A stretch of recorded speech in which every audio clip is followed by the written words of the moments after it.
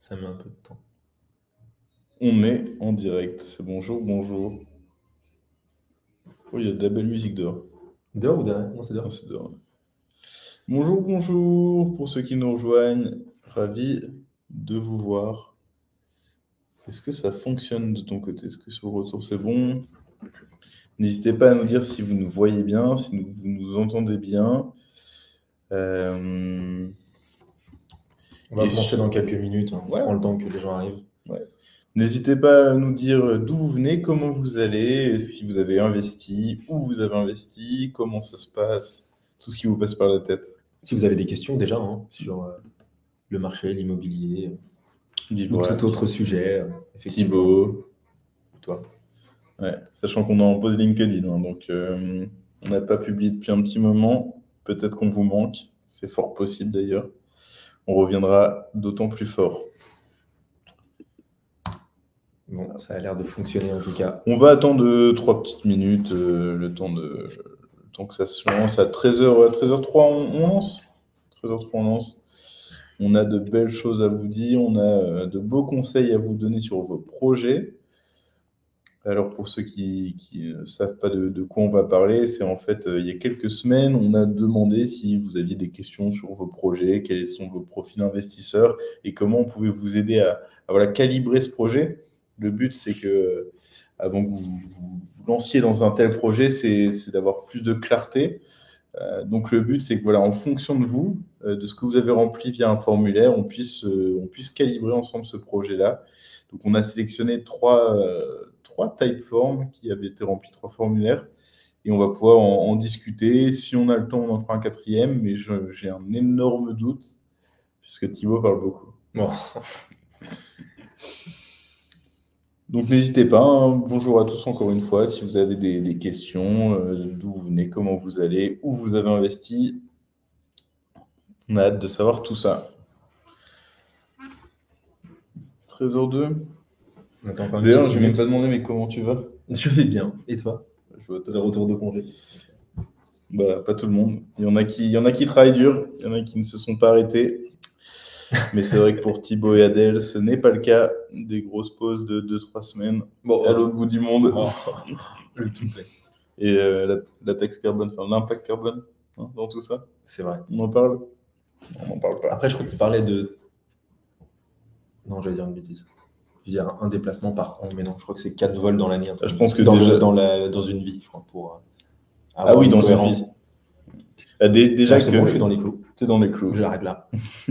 Déjà que dès que tu as une banque en soi, tu dépasses l'impact carbone autorisé en théorie. Et donc, t'imagines, t'en as 3 ou 4? Quand on a 3 ou 4, c'est catastrophique. Et quand tu prends l'avion pour aller à La Réunion, c'est d'autant plus catastrophique. Bravo, Thibaut. Merci pour...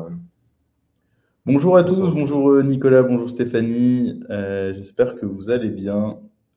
Bon, bah, Je viens de connaître Bivouac. Ok, bah c'est chouette, on va pouvoir essayer de vous renseigner un maximum. Si vous avez des questions, surtout n'hésitez pas, hein, si on peut dès maintenant éclaircir tout ça pour vous. On va pouvoir commencer. Alors, je vais partager mon écran. Si vous voyez mal, n'hésitez pas à nous dire. Thibaut a tous les retours en commentaire en direct. Tac. Et on est bon. Tout l'écran. Hop. Hop. Let's go. Allez, avec nos belles ganaches en fond d'écran. Le but de ce live, c'est on te conseille sur ton projet immobilier. Vous aviez des projets, vous avez renseigné un formulaire et nous, le but, c'est en fonction de ce formulaire de vous renseigner, de pouvoir calibrer les projets. Donc, on va commencer dans le vif du sujet, tout simplement. Et c'est Thibaut qui va commencer par nous parler du premier profil, notamment celui d'Hélène. Ouais. Alors, enchanté Hélène, encore une fois, l'idée de ces présentations de biens et tous les échanges que l'on va avoir, encore une fois, c'est une possibilité parmi tant d'autres. Nous, on va évoquer certaines stratégies que l'on a l'habitude de faire. Maintenant, encore une fois, on n'a pas la science infuse et tout, entre guillemets, tout est réalisable. Donc voilà, donc pour ce premier projet, donc Hélène, qui habite à Bruxelles, 40 ans, et qui travaille en freelance, son objectif, donc, c'est de construire une épargne sécurisée. Donc, c'est un petit peu d'anticiper clairement l'avenir et de pouvoir se permettre dans 10-15 ans de pouvoir retrouver les fonds investis dans ce projet-là. Donc voilà, si on va... Vas-y. Ouais, j'allais rapidement dire un peu les autres objectifs qui étaient possibles de choisir. Si tu veux. Donc, juste vous les citer pour ceux familiariser qui ont du mal à voir l'écran aussi. On peut générer des revenus complémentaires, on peut préparer la retraite, on peut s'obliger à épargner. Hein. Souvent, on dit ça quand il y a un effort d'épargne en général. Exactement. Avoir de l'immobilier, un crédit à rembourser, c'est se forcer tous les mois aussi à mettre un peu de côté, étant donné qu'on amortit un capital emprunté. Donc, quand vous avez des mensualités d'emprunt à 650 € par mois, imaginons vous remboursez, vous épargnez à peu près 650 €. Ça peut être effectuer un placement financier, ça peut être transmettre un patrimoine à ses héritiers. Le c'est que l'immobilier, c'est connu pour ça, c'est un véhicule de transmission qui est aussi assez intéressant. Et ça peut permettre de réduire ses impôts. Le cas le plus connu étant le Pinel. Nous, étant dans l'ancien... on est sur du déficit foncier. On est sur du déficit foncier ou bien du de Normandie, qui est le Pinel de l'ancien, en quelque sorte. Et sinon, autre, si vous aviez d'autres objectifs, alors il peut y en avoir une multitude. Et encore une fois, on peut mettre plusieurs objectifs en même temps. Donc ça va de pair. Exactement. Patrimoine, donc une résidence principale, c'est déjà une bonne chose. Et ville où investir, donc aujourd'hui aucune priorité. Et c'est aussi le charme de l'investissement immobilier. On n'y habite pas, on a moins ce côté émotionnel, on va dire, c'est un peu plus les chiffres qui parlent. Et donc ça nous laisse finalement un panel de possibilités sur toutes les villes que comprend la France. Donc ça, c'est top.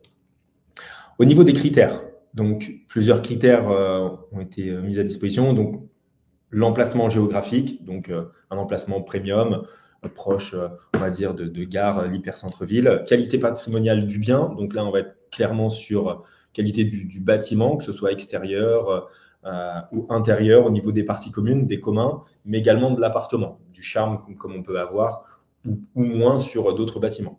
On a le rendement de l'opération, donc là, clairement, on est vraiment plus sur le côté chiffre, calcul de rentabilité, plus-value long terme. Donc là, dans ces cas-là, on va être justement un peu à l'inverse du rendement. On va être plus sur un bien qui va être très bien placé, sur lequel on va sécuriser un placement, on met de l'argent dans de la pierre, sur lequel on va attendre 10, 15, 20 ans afin de récupérer finalement le fruit de cet investissement. Et ensuite, forte demande locative. Donc là, encore une fois, on va être dans la typologie de locataires. Est-ce qu'on va plus cibler des étudiants? Est-ce qu'on va plus cibler des familles? Là, encore une fois, plusieurs possibilités. Et ensuite, pour des personnes qui n'auraient pas de critères particuliers, effectivement, on a mis cette possibilité de pas de critères. Donc, pour Hélène, c'était rendement de l'opération et plus-value sur le long terme. Avec un budget donc entre 50 et 100 000 euros et un bel apport entre 40 à 60 000 euros. Donc, finalement, c'est presque la moitié du projet qui va être apporté en apport. Donc, c'est plutôt intéressant. Ensuite, donc, autre information. Donc, Hélène vient de toucher des actions et elle aimerait investir dans l'immobilier. Et la question, c'est puisqu'elle habite en Belgique et qu'elle est française, quelles sont les possibilités d'investir? Alors, nous, pour le coup, on a quand même pas mal de cas d'expatriés, alors que ce soit Belgique ou autres pays qui investissent avec Bivouac. Donc là, il n'y a aucune problématique particulière à ça. Effectivement, il y a vraiment cette notion d'apport surtout qui rentre en compte. Souvent, on demande un peu plus d'apport dans le projet afin de sécuriser en fait l'emprunt qui est fait par les banques françaises. Donc voilà. Puis en l'occurrence, en Belgique, il y a quand même assez peu de problèmes. C'est pays frontalier de l'Union européenne. On est très, très proche.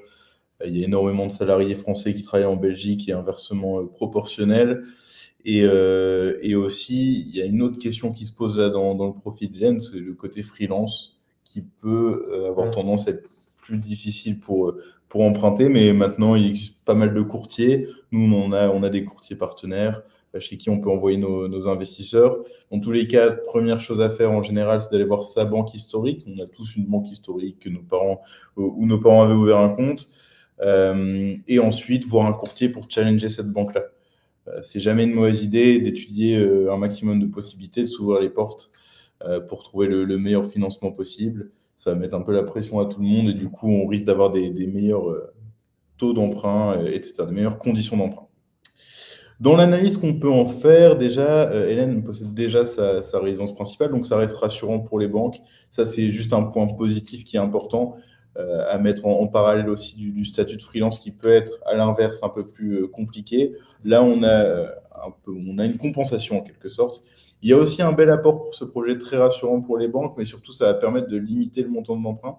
Limiter le capital emprunté, c'est limiter l'effort d'épargne. Parce que forcément, hein, quand on fait de l'investissement locatif, il y a des loyers qui rentrent en parallèle. Et du coup, si on a peu de mensualité d'emprunt, on a un loyer qui va rembourser cette mensualité d'emprunt de manière un peu plus naturelle et du coup limiter l'effort d'épargne. Et ensuite, il y a une dernière chose sur laquelle je voudrais revenir, c'est objectif vs critères. C'est que les critères ne sont pas en cohérence complète avec les objectifs. Quand on voit que l'objectif, c'est de se créer une épargne sécurisée, mais que le critère principal, c'est la rentabilité de l'opération, la rentabilité, elle est corrélée au risque. Et donc, si on veut une épargne sécurisée, c'est qu'on veut prendre le moins de risques possible. On va aller sur un bien qui va être très liquide, qui va prendre en valeur dans le temps.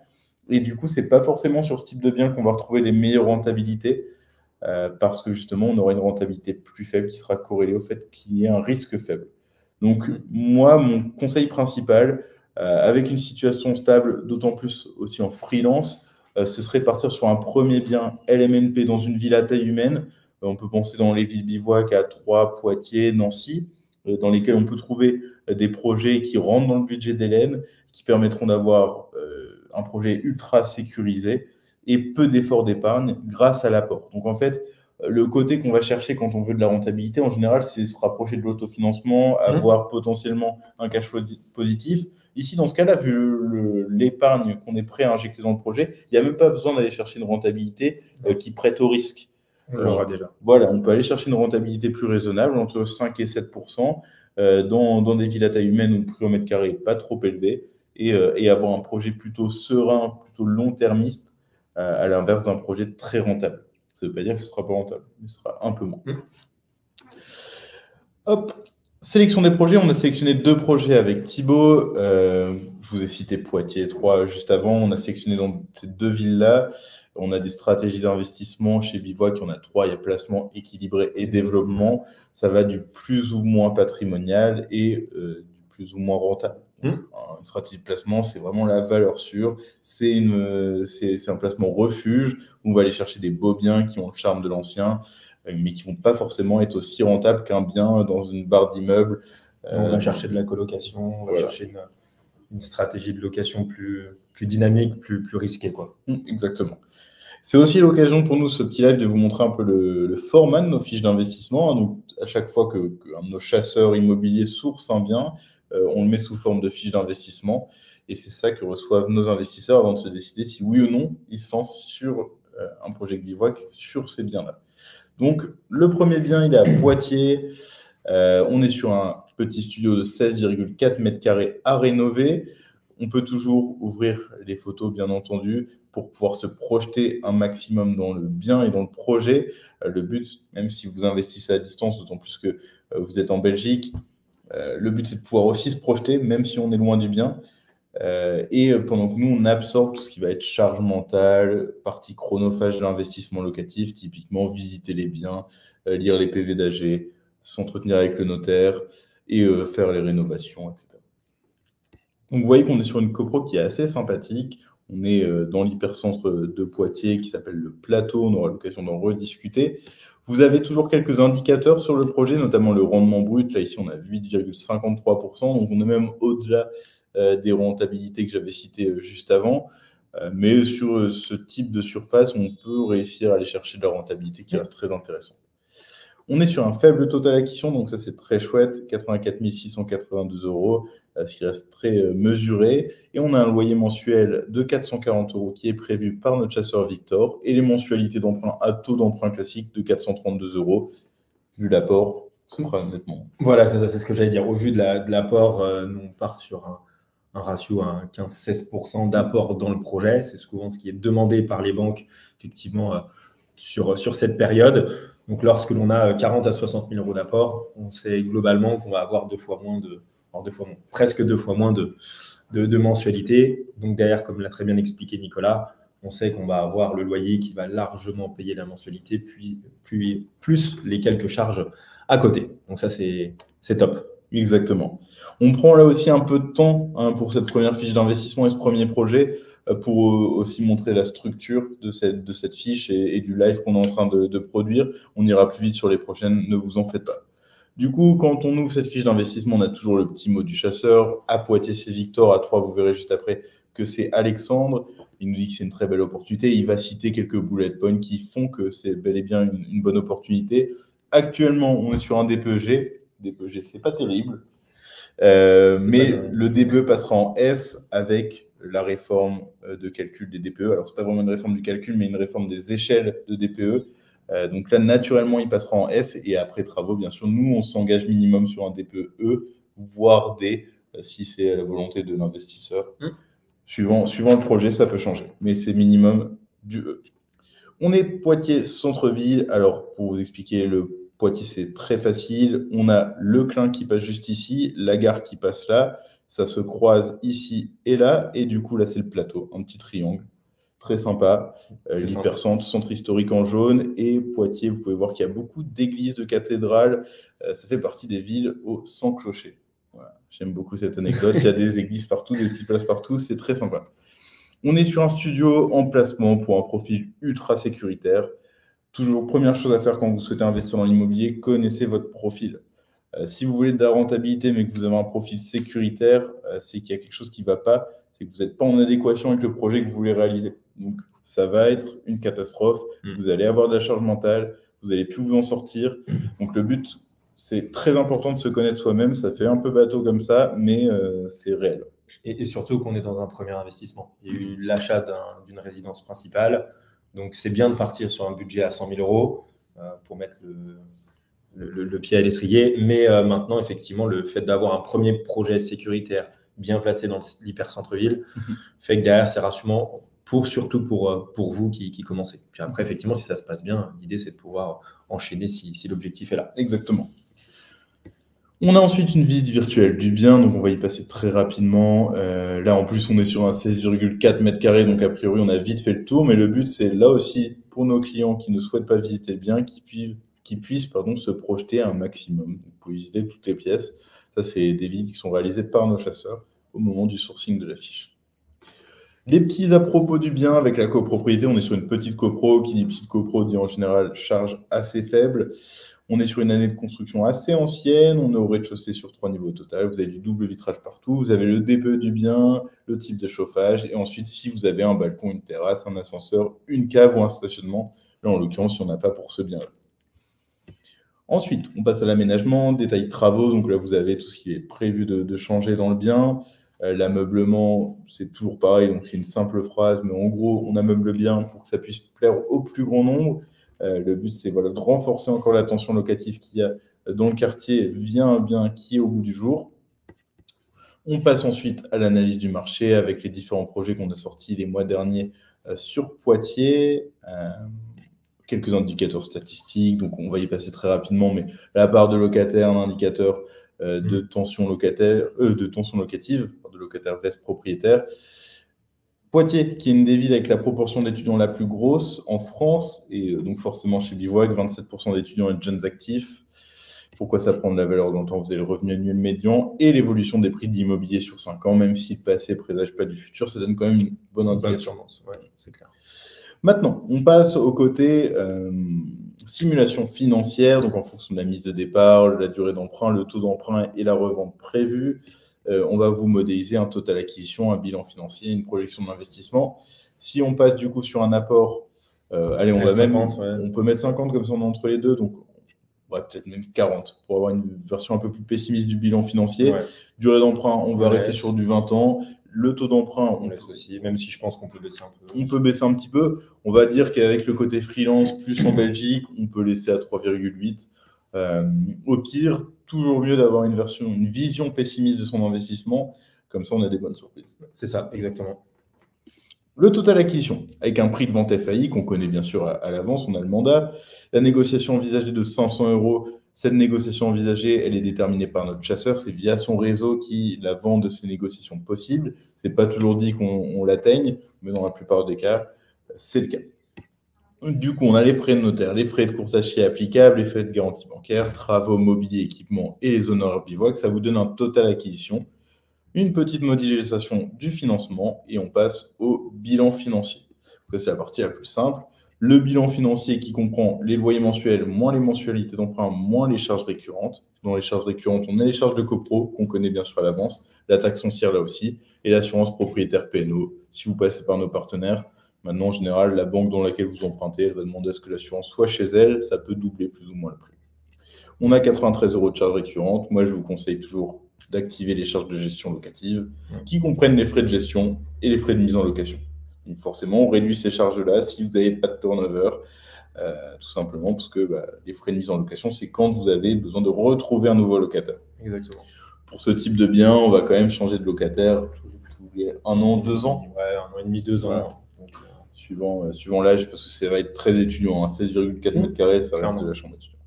Projection d'investissement, je vais passer ultra rapidement parce que je trouve que c'est un indicateur un peu flou. Trouver un gain net dans 20 ans, c'est très compliqué. On ne sait pas de quoi l'avenir est fait et on ne sait pas quel pourcentage va se valoriser le bien. Du coup, on prend juste le prix de revente, on prend le montant des travaux bien sûr, on soustrait. La valorisation annuelle du bien de 2% pour les moins de 50 mètres carrés. On va mettre 1% pour les plus de 50 mètres carrés. L'épargne mensuelle placée ou le cash flow, là, en l'occurrence, c'est 43 € de cash flow. On va dire de l'autofinancement à ce niveau-là. Et on enlève la mise de départ, ça donne un gain net à la vente de 83 000 €. Bon, on a fait un peu coup double. La rente nette de l'investissement, après remboursement de l'emprunt, elle est à 3 759. Et du coup, on a le rendement brut de l'investissement, comparé aux différents rendements bruts qu'on connaît, notamment celui de l'aglo à 7,7 et le rendement du livret à 3%.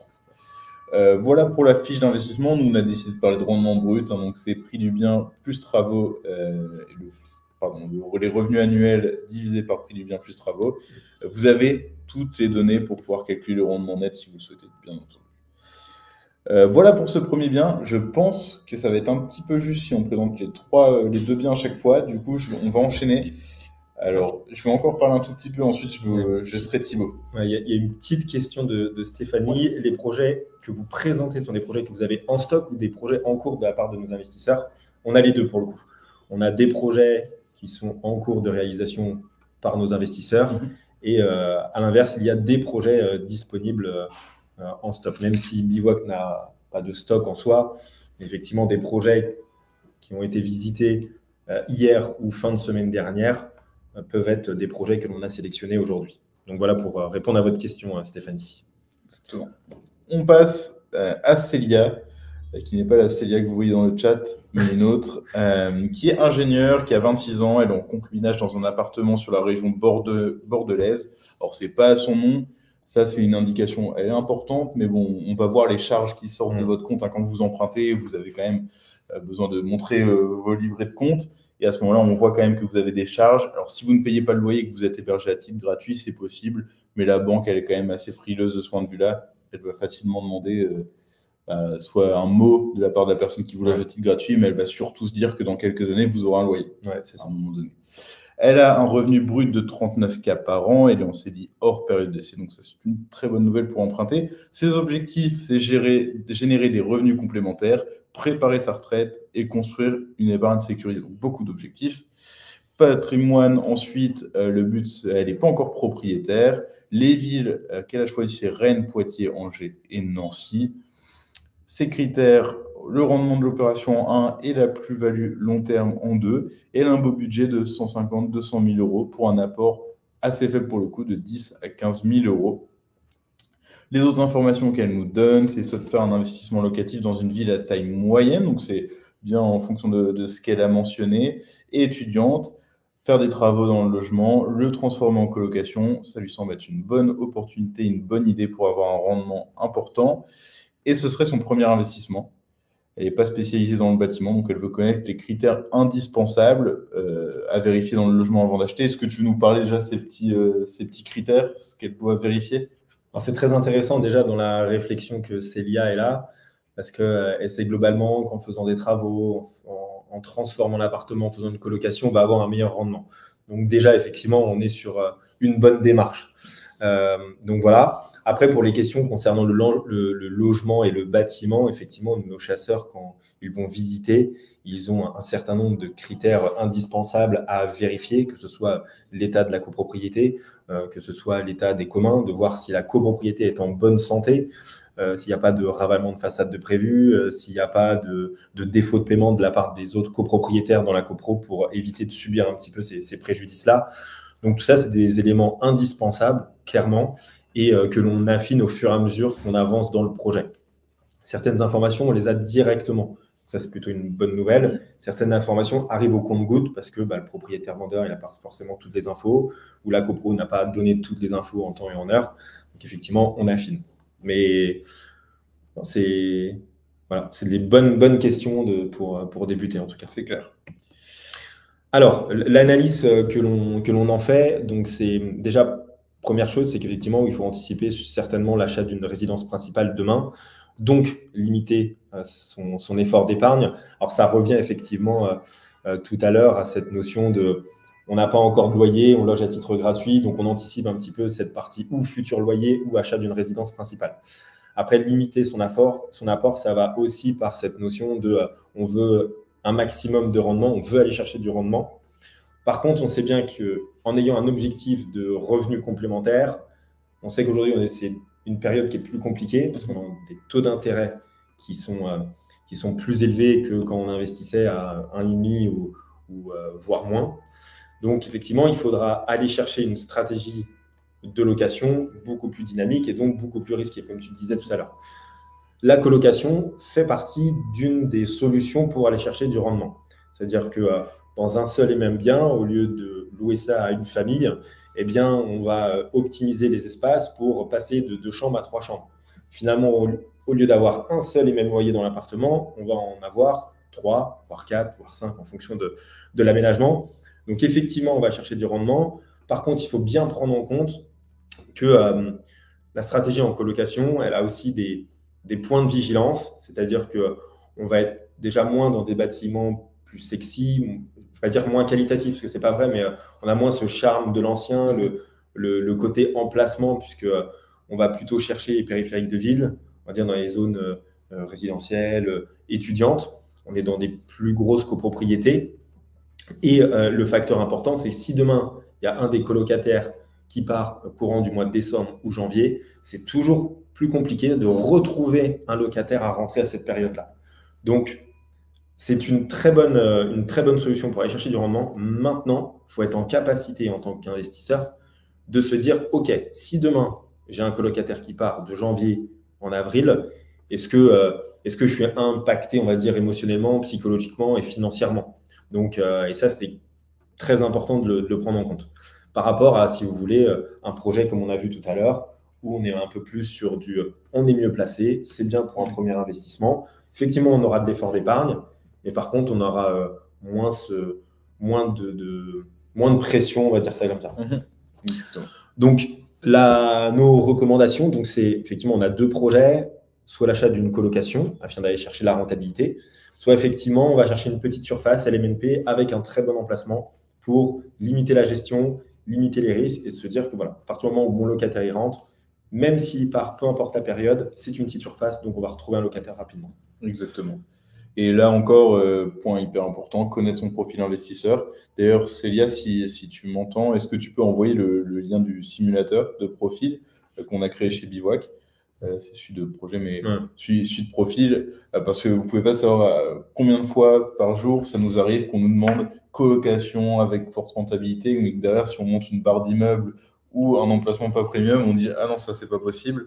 Donc, il faut se connaître, il faut accepter aussi qu'on puisse ne pas vouloir aller dans des barres d'immeubles et du coup, on veut une rentabilité un peu plus faible. C'est le prix à payer aussi. On va vous montrer, parce que du coup, en parlant de barres d'immeubles, on peut en montrer une. On va partir à Orléans. Et là, c'est la coloc que Thibaut va vous présenter. Alors, comme l'a très bien dit tout à l'heure Nicolas, donc les quelques photos de l'appartement. Donc, comme on peut le voir, l'appartement, il est clean. Il n'y a rien à prévoir. Je sens que c'est une rénovation qui a été faite récemment. Ça a été bien meublé, bien équipé. Donc ça, c'est un point qui est rassurant en tant qu'investisseur première investissement d'avoir quelque chose qui est déjà fait. C'est-à-dire qu'on n'a pas de mauvaise surprise, on reprend les éléments et puis on continue. Donc effectivement, quand on parlait de copropriété à forte taille, on est dedans. Maintenant, encore une fois, hein, ça ne veut pas dire que ça ne se loue pas, c'est juste une gestion de la vie de la copropriété qui est différente. On est sur un T4 de 68 mètres carrés, donc à Orléans. Pour reprendre les éléments que l'on a évoqués tout à l'heure, donc on est sur un budget à moins de 200 000 euros, donc 189 897. On a un rendement brut de plus de 10%, des loyers, charges comprises, à hauteur de 1360 et une mensualité à hauteur de 972. Encore une fois, cette mensualité d'emprunt, elle varie vraiment en fonction de l'apport.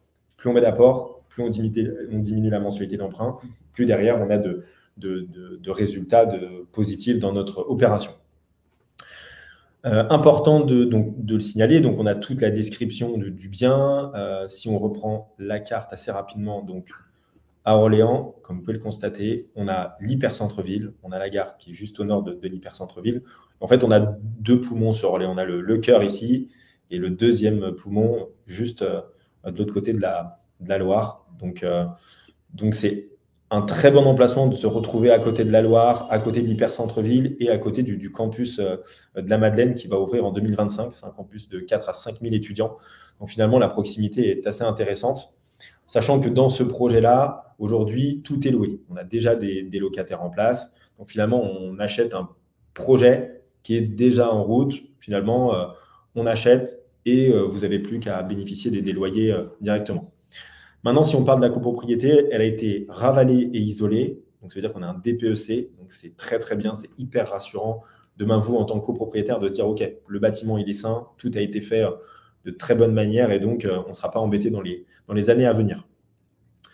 Donc, voilà, donc copropriété donc, de 150 lots. On est au 11e étage, double vitrage partout, chauffage collectif.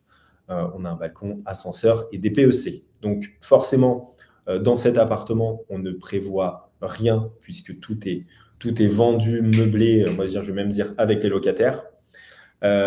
Aujourd'hui, donc un petit peu de négo qui est envisagé. Encore une fois, aucune certitude dans cette négociation. De temps en temps, on a des vendeurs qui sont prêts à, à lâcher un petit peu du prix. Comme à l'inverse, on peut avoir des personnes qui sont très ready, qui sont très fermées à la négo. Donc voilà, mais on anticipe parce qu'on a certaines informations. Donc, si on reprend les éléments financiers, donc là, on était à 15%. Encore une fois, c'est un peu la base, la moyenne que demandent les banques. Après, en fonction de l'apport, il me semble que dans le cas de on serait sur 10%. Célia, on serait sur donc 20 000 euros, 10%. Donc comme ça change directement la mensualité. Si je remonte, on est à 1026. 1026. Et donc, dans le bilan financier, on arriverait quand même à l'autofinancement. Donc, c'est quand même hyper intéressant d'avoir des loyers qui couvrent la mensualité de crédit, donc ça veut dire un amortissement, une capitalisation, et en plus, effectivement, que l'on ait un flux de trésorerie mensuel. Alors, on peut rajouter une nouvelle fois les frais de gestion locative et les frais de mise en location. Donc, on arrive finalement à moins 86 euros, mais ce qui reste très acceptable, c'est même un très bon projet au vu de l'emplacement, la qualité du bâtiment, la qualité de la rénovation et le fait qu'on ne prévoit pas de meubles, on ne prévoit pas de locataires. Finalement, on achète vraiment un projet vraiment clé en main. Donc, c'est hyper rassurant pour vous, en tant que premier investissement, d'aller sur un projet finalement qui est déjà en place. Donc, finalement, de se dire, on achète un projet, on le rénove, on met en location, ça peut très bien marcher, mais des projets qui sont déjà meublés avec travaux et avec locataires, c'est aussi intéressant. Donc voilà pour ce premier projet.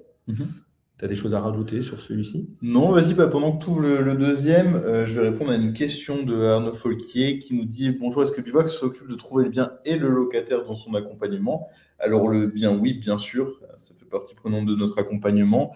Maintenant, le locataire, nous, ça va être délégué à des agences de gestion partenaires. On en a une ou deux par ville.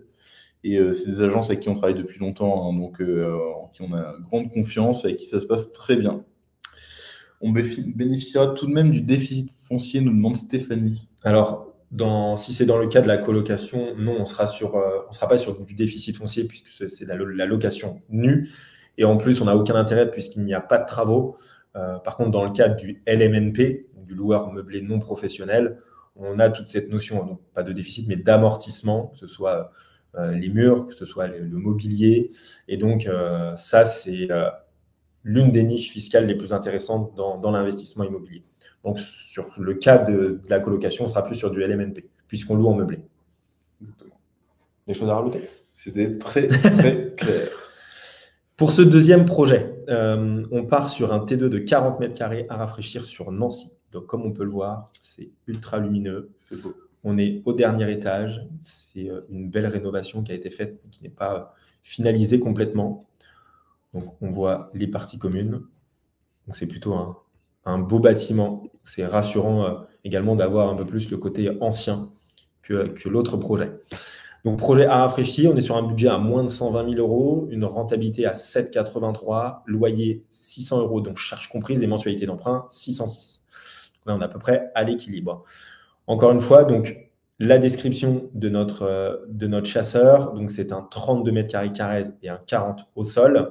Ce qui est intéressant dans cet investissement, c'est l'emplacement. Donc, là, on a vraiment l'hyper-centre-ville de Nancy avec le parc de la Pépinière, la place Stanislas, la fameuse, quand vous tapez Nancy sur Google.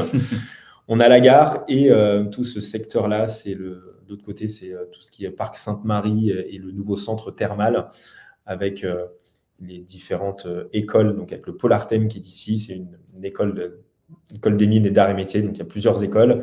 Et ce qui est top dans ce projet et dans cet emplacement, c'est la ligne de tram passe juste ici, la rue Jeanne d'Arc. Non, elle est juste en dessous, pardon. Et donc, ensuite, elle remonte au niveau du Pôle Artem jusqu'au plateau de Brabois, là où on a le CHU et toutes les différentes écoles de Nancy. Donc, on a STAPS, pharma, ingénieur, commerce. Donc, il y a une belle proximité également de ce côté-là avec le campus.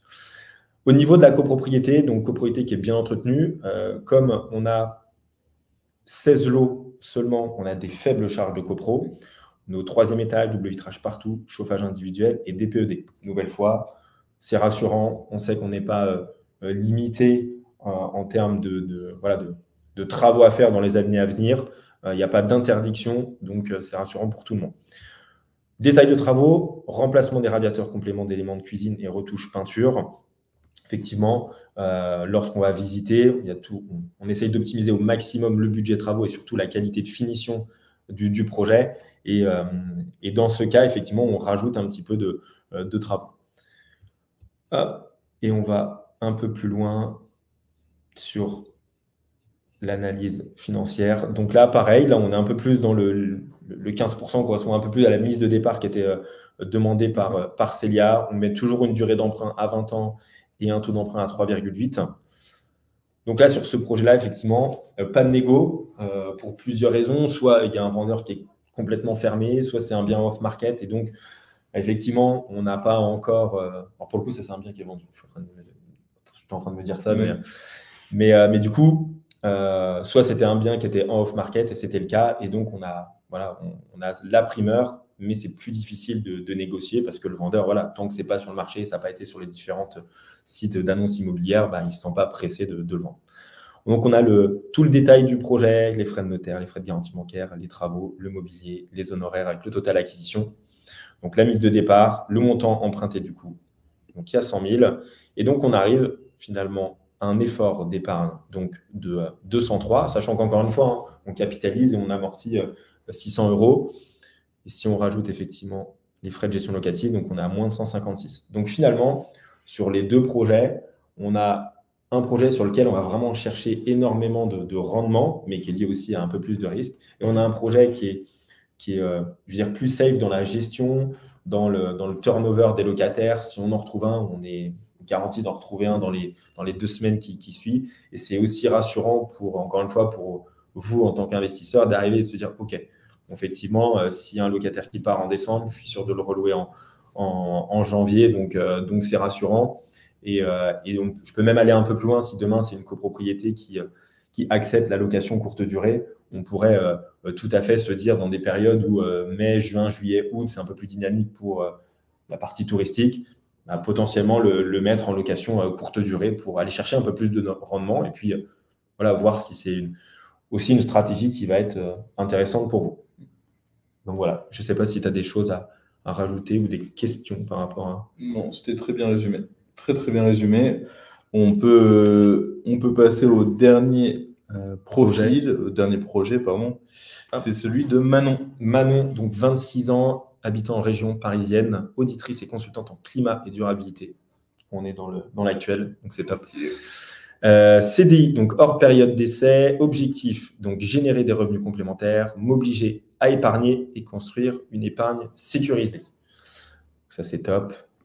Donc patrimoine, donc pas encore propriétaire. Et ville, donc encore une fois, aucune priorité. Ça nous laisse pas mal de choix. Critères, donc rendement de l'opération en numéro 1 et demande locative forte pour un budget entre 50 à 100 000 et un apport entre 15 à 20 000 euros. Hop. Et les différentes informations, donc 3 100 net par mois avant prélèvement à la source, 55 000 euros d'épargne et aucune question. Très bien, peu de questions. Du coup, dans l'analyse, encore une fois, attention aux objectifs, à bien calibrer avant le début du projet. J'ai déjà dit plusieurs fois, mais quel est le profil investisseur? Là, on a une vraie différence entre épargne sécurisée dans un premier temps et les revenus complémentaires dans un second. Pour des revenus complémentaires, il y a quelque chose qui est primordial, c'est d'avoir une rentabilité qui est assez élevée. Pour une rentabilité assez élevée, on a forcément des risques qui vont avec. Du coup, l'épargne sécurisée ne le sera pas tant que ça. Alors, ça ne veut pas dire que vous prenez tous les risques du monde dès que vous avez un peu de renta, mais forcément, si vous êtes comme le projet qu'on vient de voir à Nancy, là, c'est de l'épargne sécurisée. Pourquoi c'est de l'épargne sécurisée? Parce que vous allez amortir de manière constante le capital emprunté, tout en ayant un bien qui est très liquide. À l'inverse du premier bien qu'on avait pu voir à Orléans, qui, dans une barre d'immeuble pour une colocation, quand vous revendez votre bien, vous vous adressez quand même à une cible qui est exclusivement des investisseurs. On n'achète pas une colocation pour faire sa résidence principale. Donc, on se coupe d'une partie du marché, on a un bien qui est moins liquide et on a aussi une moins de constance dans les loyers. Pourquoi moins de constance? Parce qu'il y a plus de turnover. Vous avez 4 chambres avec des profils étudiants qui vont rester entre 6 mois et 1 an et demi dans les biens. Moi, je me souviens avoir été étudiant dans une colocation. Je suis parti en plein milieu de l'année parce que j'avais un semestre à l'étranger. Voilà, c'est beaucoup de risques à prendre, d'où la vraie différence. Si vous voulez une épargne sécurisée, peut-être plus s'orienter vers des projets en longue durée, classiques, pas de colocation. Et si vous voulez des revenus complémentaires, si votre profil vous le permet, pourquoi pas aller sur de la colocation ou des projets à plus de risques, type, qu'on va pouvoir voir juste après, location courte durée. L'objectif que j'en tire de ce projet-là, c'est le premier achat locatif, c'est de ne pas prendre tout de suite trop de risques, donc pas tout de suite aller forcément sur de l'immeuble de rapport, mais peut-être dans un premier temps aller sur un projet qui sera rentable en location longue durée, mais dans un premier temps le mettre en location courte durée pour booster la rentabilité. Le risque que vous prenez en courte durée, c'est surtout un risque législatif, c'est que d'un coup la ville peut dire bon bah on n'en peut plus de la location courte durée, on arrête. Et ça a été le cas dans pas mal de villes. On a vu la loi qui a beaucoup évolué à Marseille par exemple. Avec maintenant, vous avez l'obligation d'avoir un bien en courte durée pour un bien longue durée. Enfin, l'inverse plutôt. Du coup, dans un premier temps, faire de la courte durée, profiter de ce boost de rentabilité ponctuel et ensuite passer sur de la location longue durée quand il n'y aura plus la possibilité de faire de la courte durée. On va passer au bien. On a un bien à Poitiers en hypercentre et à Nancy en petit budget. Pour Poitiers, du coup, on est bien sûr modélisé en courte durée. On est sur un beau rendement à 10,67% pour ce terrain de 21 mètres carrés. Un petit total acquisition à 95 000 euros, loyer mensuel 640 euros et mensualité d'emprunt 487 euros. Le petit mot de Victor, bon, je vais y passer rapidement parce qu'on a quand même fait le tour de pas mal de fiches et je vois qu'on a un peu de temps restant. On est sur un T1 en placement du coup dans l'hyper-centre-ville, petit rappel, le plateau, là on est en plein dedans.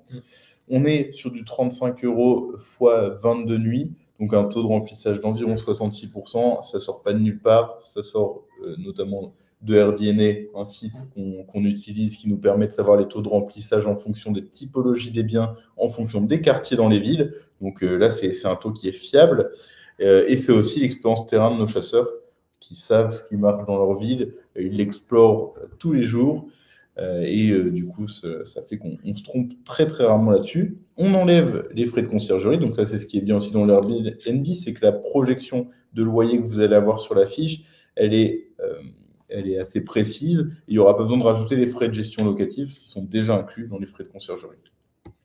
Le statut locatif, il est libre pour la vente. Une surface de 21 mètres carrés. Vous avez l'adresse. Encore une fois, la possibilité de visiter le bien en visite virtuelle. Je viens de me rendre compte que je n'avais même pas montré les photos du bien. Donc, on va y retourner rapidement. Voilà, il y a du charme. On est sur un bien avec du charme, un beau parquet. Je vais rapidement montrer les photos. Hop. Donc, cuisine refaite, hein, c'est nickel. Pour de la location courte durée, c'est typiquement ce qu'on va attendre de ce type de bien. Très belle copro avec du charme. Et encore une fois, en hypercentre, ça change tout. Pourquoi la location courte durée, ça marche à Poitiers aussi? Pour une très bonne raison. Déjà que la ville est chouette, c'est une ville au sans clocher, mais aussi et surtout pour le Futuroscope de Poitiers qui draine 2 millions de visiteurs par an, et sachant qu'ils sont en train de créer l'Aquapark de Poitiers à côté du Futuroscope. Qui nous a très bien vendu Victor. Ouais, ça donne envie d'y aller, tout simplement. On est sur une petite copro de Huilo, une ancienne copro au premier étage, DPED, donc ça c'est top, on est royal. Du double vitrage partout, là non plus pas de balcon, pas de terrasse, pas d'ascenseur, pas de cave ni de stationnement. Un stationnement, ça peut toujours être chouette quand on est en Airbnb, mais pas primordial non plus. Pas primordial, et puis compliqué d'en avoir dans ces emplacements hyper centre-ville. Exactement. Quand même une part qui est limitée. Exactement. On va remplacer la hotte dans la cuisine, poser un revêtement de sol dans la cuisine et salle d'eau, l'ameublement classique. Là aussi, pour du Airbnb, ça va être un petit peu plus travaillé. On passe à la modélisation financière. Alors, en termes d'apport, on était, je me souviens plus bien de ce qu'elle nous disait Manon. Non, c'était 10-15%. Ok. Hop. Alors, on va rester sur 15%. Durée d'emprunt 20 ans, taux d'emprunt 3,8. Total acquisition, donc ça va bien s'ouvrir. On est sur un prix de vente FAI à 73 000 € avec 5 000 € de négociation envisagée, frais de notaire classiques, 4 000 € de travaux, 5 000 € de mobilier parce que c'est déjà en partie meublé, et on a les honoraires bivouac.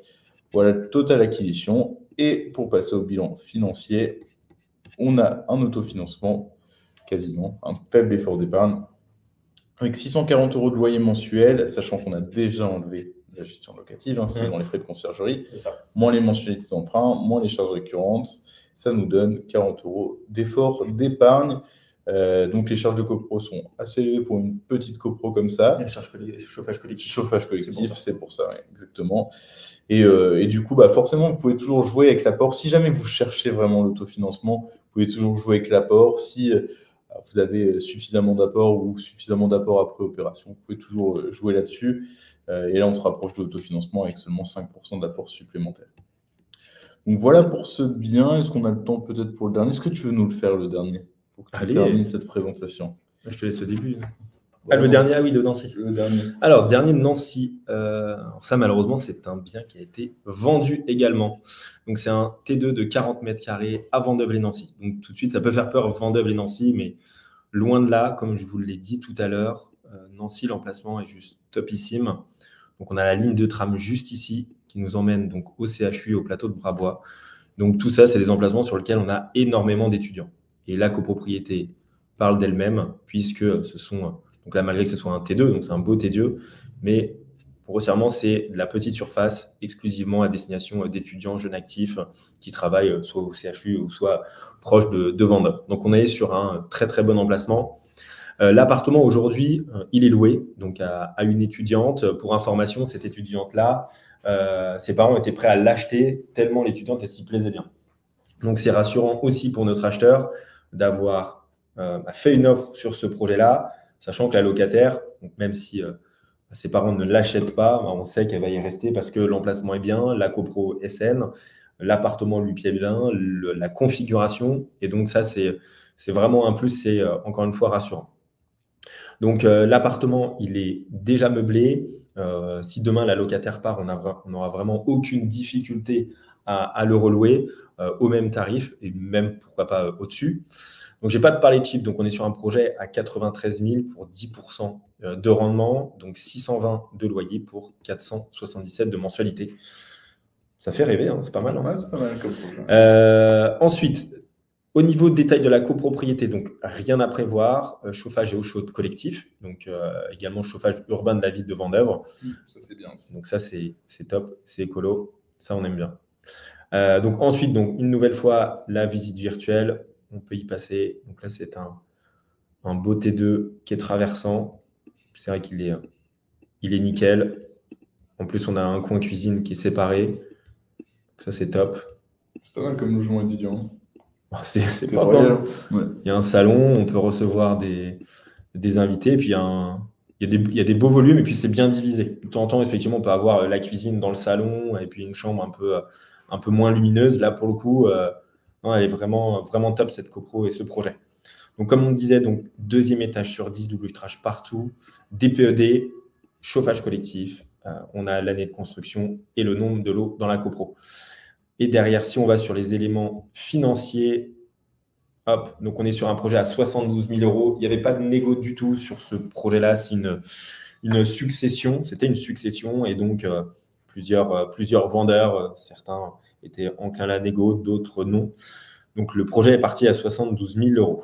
Donc, on met une petite part travaux, une petite part mobilier, de précaution, de sécurité. On fait une visite avant l'acte authentique et effectivement, on recalibre le fait si entre-temps, il y avait un meuble qui est cassé, un bout de sol ou un coup de peinture à remettre dans la chambre. On a ce budget-là qui est déjà provisionné. Pareil pour le mobilier, s'il y a le four, le micro-ondes qui lâche. Vaut mieux le prévoir que dire au moment de l'acte authentique. Finalement, il faut rajouter 600, 700 ou 1500 € parce qu'il y a ci ou il y a ça. Donc voilà. Et au niveau du bilan financier, hop, je rajoute ces frais, sachant que je pourrais ne pas les rajouter étant donné que le bien est déjà loué. Donc, on a 620 de loyer, 477 de mensualité, 243 de charges récurrentes pour un effort mensuel de 100 € dans une copro qui est saine, sur lequel il n'y a rien à prévoir, sur lequel il y a une étudiante qui est déjà en place. Donc, on a de grandes chances qu'elle reste encore pendant pas mal d'années. Donc ça, c'est vraiment un top projet. Et effectivement, ces projets-là, ça part relativement très, très vite et directement au prix, quoi. Donc, c'est des budgets à moins de 100 000. On a un bon loyer, la bonne rentabilité. On n'a pas d'inconnu en termes de travaux, que ce soit de la copro ou à l'intérieur. Donc, finalement, tous les vœux sont ouverts pour avancer sur un projet comme ça. Donc, voilà. Merci. Je ne sais pas si vous avez des questions. Il nous reste quelques minutes. Ouais, on va prendre ces quelques minutes pour répondre à toutes les éventuelles questions. N'hésitez surtout pas à en poser un maximum. Le but, c'est que ce soit le plus clair possible. Comme vous pouvez voir en bannière juste là, si vous avez un projet ou des questions sur votre projet, n'hésitez pas à déjà faire les simulateurs pour en apprendre plus là-dessus, mais aussi à prendre rendez-vous avec nous si vous souhaitez. Et ce sera avec plaisir qu'on y répondra. J'espère que les biens vous ont plu. Ils ne sont pas tous dispo, mais il y en a certains qui le sont. Donc, si jamais vous voulez savoir lesquels, n'hésitez pas là aussi. Et effectivement, l'idée, c'était de prendre des projets qui collent aux stratégies et aux objectifs des formulaires. Bien sûr. Donc voilà, on n'a pas forcément tous les biens disponibles au moment des lives, malheureusement. Exactement. Prochain live sera sûrement d'ailleurs une vente off-market, comme on a l'habitude de le faire. C'est pour ça qu'on fait des lives d'habitude. Là, on a changé un petit peu de format parce que ça faisait longtemps qu'on n'avait pas donné un peu de conseils, donné un peu de valeur à vos projets qui sont en train de se construire. On espère que ça vous a plu. Si c'est le cas, bien sûr, on en refera régulièrement. On est sur un rythme d'un live par mois depuis 6-7 mois, quelque chose comme ça. Donc, ça fait toujours plaisir de discuter avec vous, de vous voir. Et puis, on a hâte de faire le prochain, tout simplement. Je vois qu'il n'y a pas trop de questions. On est bon. Ouais. Pas d'autres questions. Eh bien, écoutez. Merci à vous. Merci, Nicolas. C'est très gentil. Merci, Nicolas. Merci, Thibaut. Et puis, n'hésitez pas à faire vos retours. Et puis, merci beaucoup, en tout cas. Yes. Bonne journée à tous. Bonne journée. Au revoir.